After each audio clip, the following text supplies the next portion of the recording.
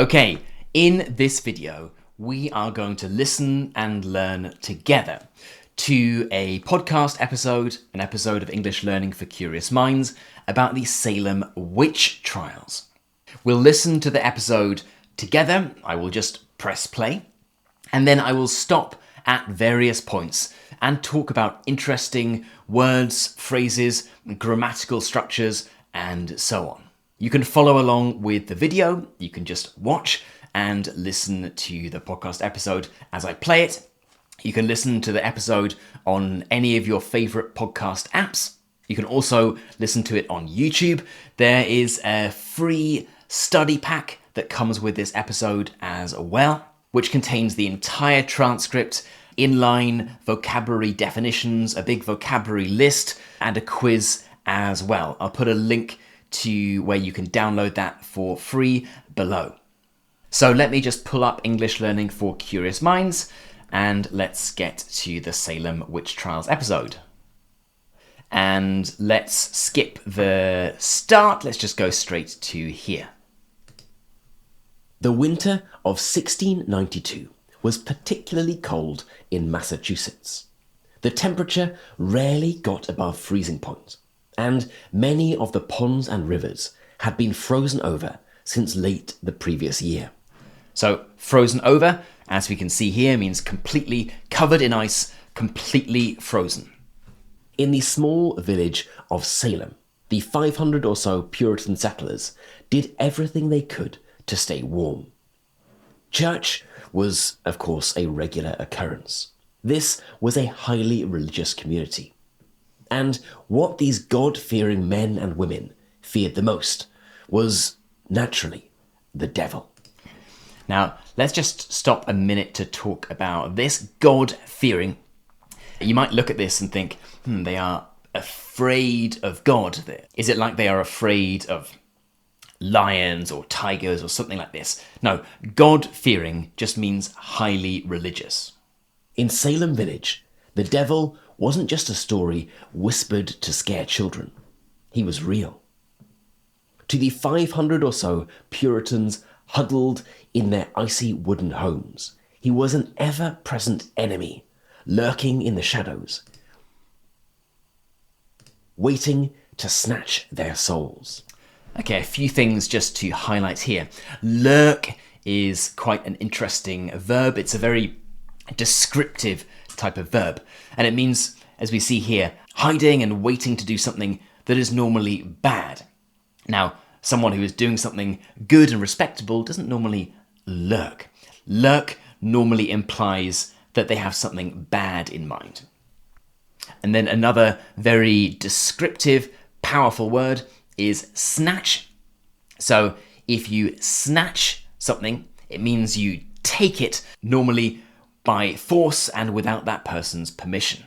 So let's keep going.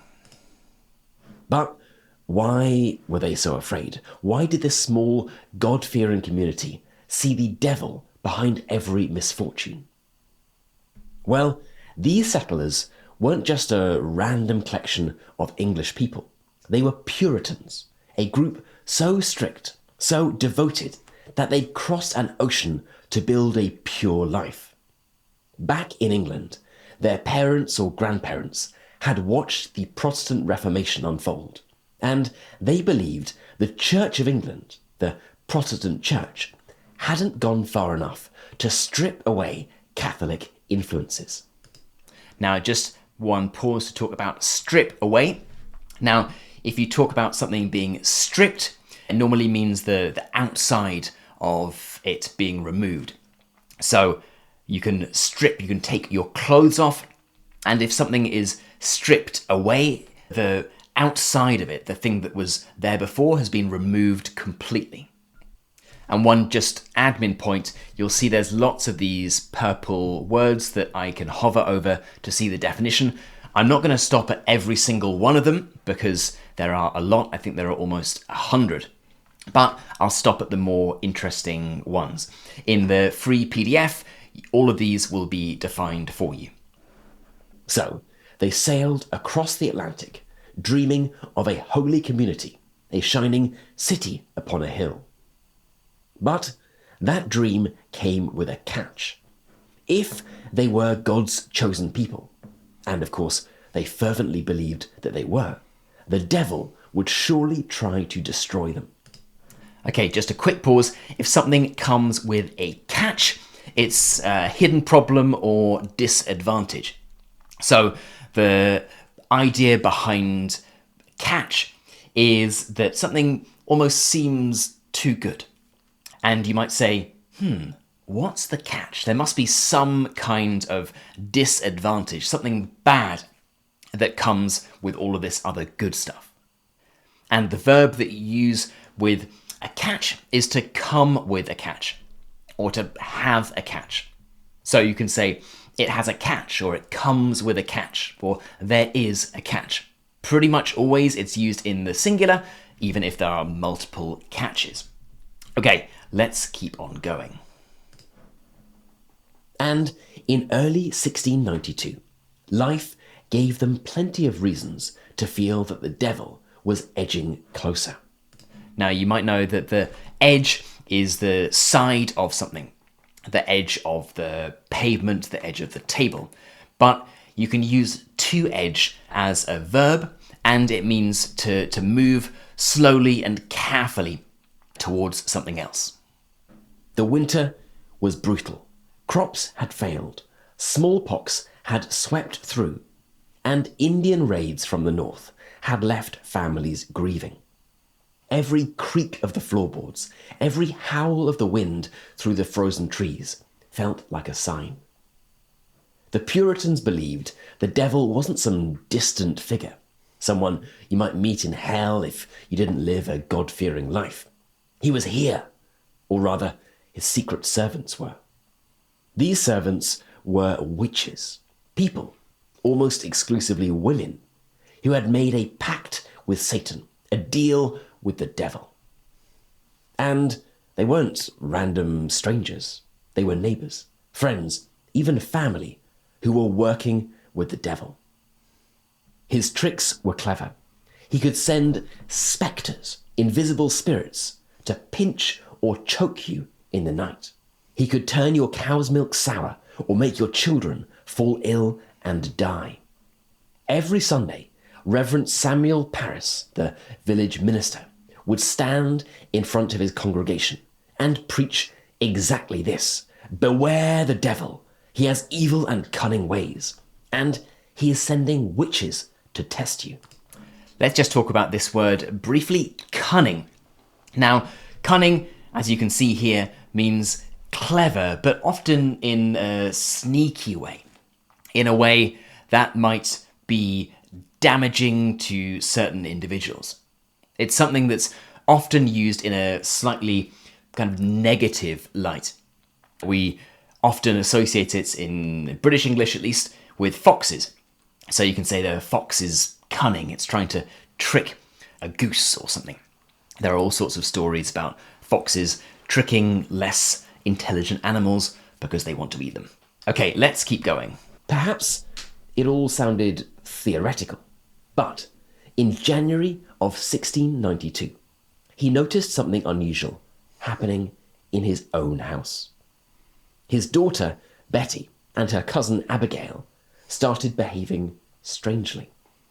They were only 9 and 11 years old, but suddenly they weren't acting like children anymore. They twitched and shook, cried out in pain, and complained of being pinched or bitten. But there was nothing there. It wasn't mice. It wasn't some pest or bedbugs. They seemed to be being attacked by some invisible force. At first, it might have seemed like a sickness. After all, the winter had been harsh, and disease wasn't uncommon. But when a local doctor examined them and found no clear cause, he gave an altogether different explanation: witchcraft. Okay, quick pause to talk about this. All together, spelt as one word, Altogether. All together here means completely. So this is a word that lots of people get a little bit mixed up with. because you might think it's the same as all together, meaning all of us together, but it's completely different. Here it means completely. So he gave an altogether different explanation. He gave a completely, totally different explanation. It's often used for dramatic effect, which is why I chose to use it here. To the Puritans, this made perfect sense. If the devil was real and his witches were among them, then these girls were under attack. Word spread quickly through the village. Salem was small, only about 500 people, so news travelled fast, from house to house, whispered over fences and church pews. Soon, other girls in the village started showing the same signs. Anne Putnam Jr., a 12-year-old girl from a powerful family, and Mercy Lewis, a 17-year-old servant, joined Betty and Abigail in their fits. They screamed about invisible tormentors, pointed fingers, and named names. So this is a interesting expression you might not have come across before. If you name names, the first name is a verb, and the second name is a noun. So if you name names, you say, it was John Smith and Lucy McLeod, or whoever it might have been. The idea is that someone has said, who was it? And you give that person the names and the identities of people who have done something bad. It's always in the plural, so you can't name. You always have to name names. And if you're only naming one name, I guess you would say they gave a name or named an individual. But you can't say they named a name. It would not make sense. Okay, let's keep going. The first to be accused were the kind of people you might expect in a suspicious little village. Outcasts, people on the edges. There was Sarah Good, a beggar who smoked a pipe and muttered under her breath when anyone refused her charity. If you mutter, it means you kind of speak quietly in a way that is difficult to understand. And if you mutter under your breath, or you say something under your breath, the idea is that you're saying something that other people can't hear because you're not speaking clearly enough or loudly enough. You're saying, okay, let's keep going. Then Sarah Osborne, an older woman who'd shocked the village by marrying her servant and committing the most scandalous crime of all, skipping church. And finally, Tituba, a black slave woman who worked in Reverend Parris's own home. Now, not much is known about Tituba. It's thought she might have come from the Caribbean, perhaps Haiti. And if so, she may well have told the girls stories about voodoo, spirits, and fortune-telling. So, just a quick pause to draw your attention to this grammatical structure. She may well have, meaning it is highly possible that she has done something. You can say, I may well have done this particular thing. She may well have eaten that orange. The well in the middle is added for kind of extra emphasis. So the difference between saying, she may have told the girls stories about voodoo, or she may well have told the girls story about voodoo, the difference really is the level of probability you are adding to this. If you say, she may well have told the girls stories about voodoo, you're really saying it's probably quite likely. Whereas if you just said, she may have told the girls stories about voodoo, you're saying, it could have happened, but it's not necessarily sure. Okay, let's keep going. These might have sounded weird and fascinating, but with the accusation of witchcraft to her Puritan master, they sounded like the work of the devil. Under pressure, Tituba confessed. She was questioned for days, beaten, and likely told that confessing could save her life, while denying it would mean death. In a village gripped by fear, she had little choice but to give them what they wanted. A story. Now, gripped, as you see here, literally means kind of held tightly. So you can say I'm gripping my pen, I'm gripping whatever I might be holding very tightly.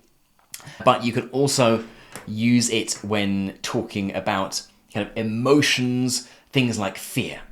It's typically used with kind of negative type emotions. So the village is gripped by fear, gripped by panic. You wouldn't use it with things like happiness or love or something like that. The idea is there's a huge amount of pressure because of this negative feeling that is in the environment. Okay, let's keep going. She described visions of black dogs, red cats, and witches flying through the air, details that matched Puritan fears perfectly. She said she'd met the devil, that he'd asked her to serve him, and that she'd seen other witches in Salem signing his book, a sort of evil guest list. Her confession wasn't just a story, it was fuel. Suddenly, the village had proof, or so they thought. If Tituba was a witch, then the girl's fits weren't imagination, they were evidence. And if there were more witches out there, as Tituba claimed, no one was safe. Soon, fingers started to be pointed every which way. Now let's just talk briefly about this expression, every which way. Now don't be confused and think because we're talking about witches, this has got something to do with witches. This is spelt in a different way, W-H-I-C-H, and it is an expression that means in all directions, without great thought being placed about who you're pointing fingers towards or who you are addressing yourself to.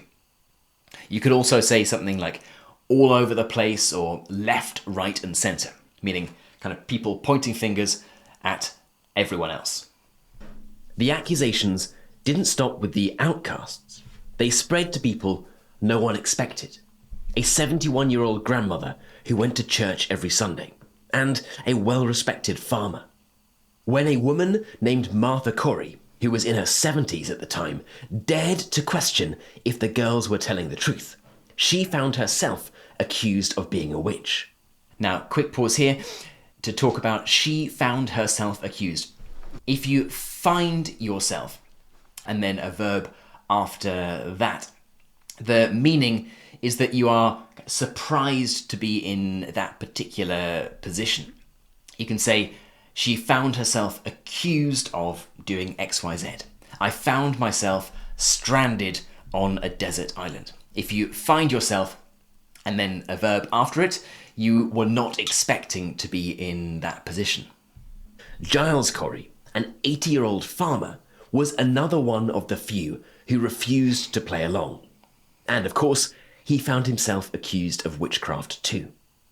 He wouldn't confess or deny the charges, so the court ordered him to be pressed under heavy stones, a terrible torture intended to get him to realize the error of his ways and corroborate. Now, this is an interesting expression, actually, to realize the error of his ways. If you realize the error of your ways, you were behaving in an inappropriate way, and you have realized that you are behaving in a way you shouldn't have, and you now change your behavior. Okay, let's keep going. For 2 days, he lay there, saying only, "More weight," until he died, a stubborn stand against the madness. His wife was executed 3 days later. In a village of 500, where everyone knew each other, this had become personal. Neighbour turned against neighbour, enemy against enemy, friend against friend. By spring, the panic had grown so big that the local magistrates couldn't handle it anymore. A special court was set up in Salem town, just a few miles away, to deal with the growing list of the accused. And here's where things got even stranger. The court didn't rely on normal evidence, like witnesses or proof you could touch. They used spectral evidence, the idea that the devil could send a witch's spirit to harm someone, even if her body were somewhere else. If a girl screamed in court and said she saw Sarah Good's spectre choking her, that was enough. It didn't matter if Sarah was standing right there, clearly not doing anything other than trying to defend herself. Now, here's just an expression you may not have come across that often, other than, we've got the Spanish translation, other than, meaning otro que in Spanish. Apart from would be a synonym for this expression. Anything other than, anything apart from, anything different from, trying to defend herself. Okay, let's keep going. To the Puritans, the invisible world was just as real as the frozen ponds outside. As you might imagine, the courtroom was a mess.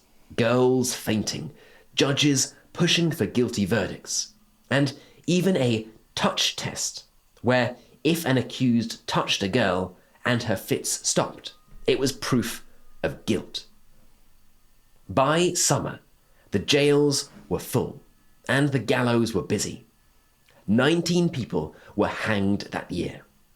5 more died in prison, including Sarah Osborne, who was worn out by illness and chains. And Giles Corey, of course, met his end under the stones. Just a little idiomatic expression. If you meet your end, you die. But it couldn't go on forever. By late summer, the accusations had become a form of village retribution, a way to settle scores with quarrelling neighbours. Okay, quick point here. If you settle scores, it means you take revenge on someone because of what they've done in the past. So another expression like this is to kind of get even with someone. So let's take the example of a small village in Salem. You know, someone might have knocked over your wall the last evening, or, I don't know, said a bad thing about you in church. And you want to get even with them. You want to settle the score. You might do that by saying, you know, that person is a witch, or that person has done something terrible. So that is what it means in this context. If there was a dispute over land or some feeling of being wronged in the past, what better way to get your vengeance than accusing your enemy of being in bed with the devil? In fact, it took the accusations to reach the very top of Puritan society for the madness to end. People began pointing fingers at the wives of important men, like the wife of Governor William Phips, who was in charge of Massachusetts. Now, you can probably guess the meaning of the expression pointing fingers if you didn't know it already. With these kinds of idiomatic expressions, often it's relatively easy to guess. What does pointing fingers mean? It means accusing, saying it was that person. This was a step too far. Phips had been away dealing with Indian wars up north, but when he returned in October 1692, he saw the chaos and shut the special court down. Or, more cynically, he might have thought, I don't mind people accusing other people's wives of being a witch, but you're not going to accuse my wife of witchcraft. He banned spectral evidence, saying it wasn't reliable. Of course it wasn't reliable. It was invisible and was one person's word against another's. Without that, most of the cases fell apart because there was no evidence. The trials slowed, then stopped. By early 1693, the jails started to empty. Tituba, who'd confessed, was sold to a new owner and disappeared from the records. The girls, Betty, Abigail, Anne and Mercy, went quiet, their fits fading away as the village tried to move on. Okay, we can see here that fading away means slowly disappearing. If something fades, it becomes less obvious, less clear. And if something fades away, it becomes increasingly less clear until it disappears completely. Years later, in 1706, Anne Putnam Jr. stood in church and apologised. She said she'd been tricked by the devil, she claimed, and hadn't meant to hurt anyone. By then, 20 people were dead, and Salem was a village full of scars. Now, scars, you probably know, are the physical marks on your body after a particularly large cut, but you can also use it in a metaphorical sense, meaning marks experiences that simply don't go away. In the immediate aftermath, there were movements to try to undo some of the damage, or at least acknowledge the sheer insanity of it. Now, you might know this word sheer. Sheer, in a literal sense, in a physical sense, means kind of very steep. So there can be a sheer cliff. But when used non-literally, it means the complete something. So here we're saying the complete insanity of it. So you can say it is sheer madness, it is sheer barbarism, meaning complete madness, complete barbarism, or complete insanity, meaning madness or craziness. In 1702, the trials were declared unlawful. Then, in 1711, the government passed a law to restore the rights and good names of many who'd been condemned. They even paid some money to the families, a token compensation payment by way of apology. It wasn't much, but it was something. Still, not everyone was included. 7 people's names stayed on the list of the guilty, forgotten by that first effort. It wasn't until 1957 that Massachusetts said sorry and tried to fix it again, clearing more names. But one person, a woman named Elizabeth Johnson Jr., was somehow missed out. She'd been accused and convicted, but not hanged. She died of natural causes in 1747, at the ripe old age of 77. But with no living descendants to fight to clear her name, legally speaking, she was still a witch. Now, let me just draw your attention to this nice set phrase, ripe old age. This is a set phrase meaning a good advanced age. It's often added in a kind of friendly or kind of humorous way. Sometimes when talking about people's deaths, saying she lived to a ripe old age, meaning she lived a long and good life. Okay, let's keep going. However, more than 300 years after this conviction, she found some unlikely supporters in the form of a particularly creative teacher called Carrie Lapierre and her middle school class. Mrs. Lapierre found out about Elizabeth Johnson Jr. and set her 8th grade class a project. Clear her name. Clear her name, meaning show clearly that she was not guilty. Class worked tirelessly, collating records and writing letters. And in 2022, a bill was passed that officially exonerated Elizabeth Johnson Jr., thereby clearing the last convicted person in the Salem Witch Trials.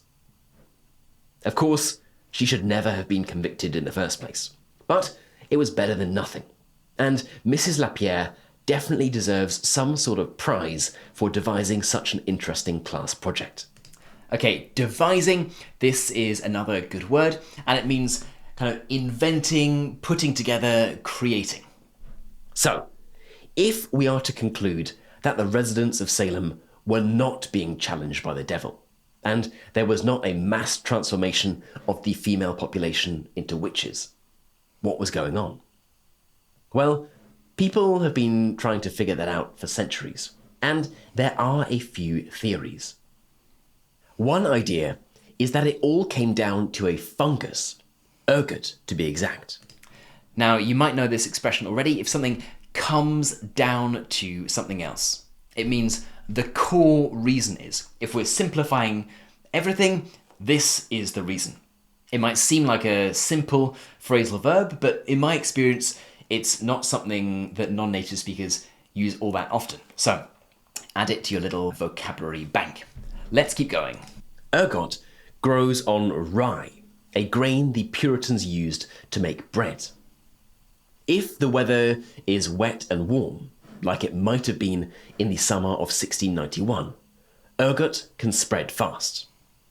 Now, here's the strange part. Ergot contains natural chemicals that are similar to LSD, the powerful hallucinogenic drug that became famous in the 1960s. LSD causes people to see and feel things that aren't real, and ergot can do something similar.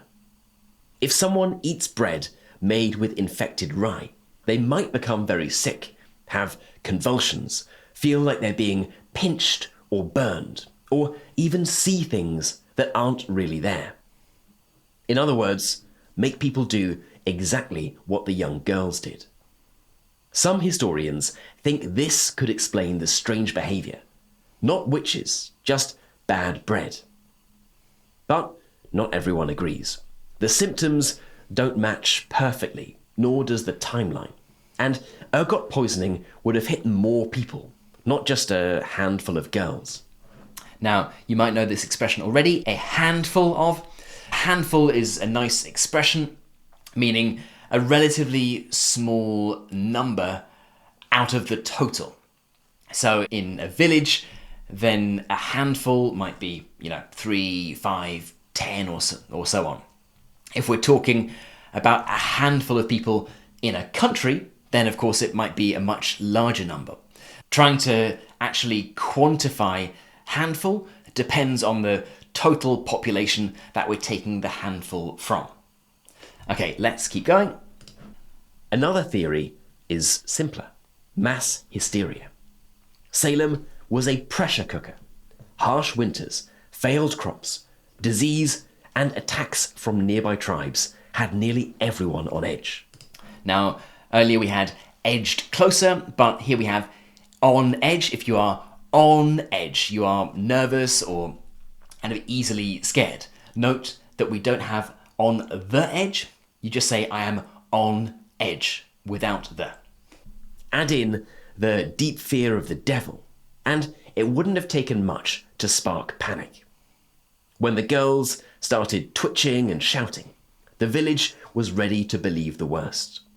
Fear spread like wildfire, and soon people saw witches everywhere because they expected to.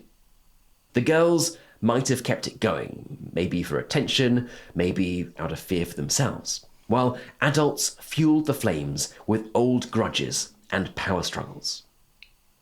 Then there's the idea of plain old jealousy and spite. Salem was tiny, 500 people, and everyone knew everyone else's business. Sarah Good was poor and bitter. Sarah Osborne broke the rules. Tituba was an outsider. Accusing them could settle scores or shift blame. Once it started, it snowballed. People piled on, afraid of being accused themselves if they didn't join in. So, which is it? Maybe a bit of all three. Some sickness, a lot of fear, and plenty of human messiness. Now, to wrap things up, this was a weird period indeed. 15 months, more than 200 people accused, the vast majority of whom were women. 19 people were hanged, one 80-year-old man crushed to death under heavy stones, and at least 5 more died in jail. It was a miscarriage of justice indeed.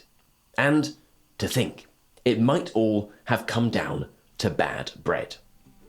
Okay, well, that is it for this episode. We had a final come down to, meaning be caused by, or the core reason being. Let me know in the comments below if you've got questions about any of the words or phrases that we talked about in this episode, or even if there are any other words and phrases that came up in the episode that I didn't talk about. I'd love to know, so add a comment down below. And of course, if you haven't done so already, you can download the free study pack from the link below. Okay, that's it. I'll catch you in the next video.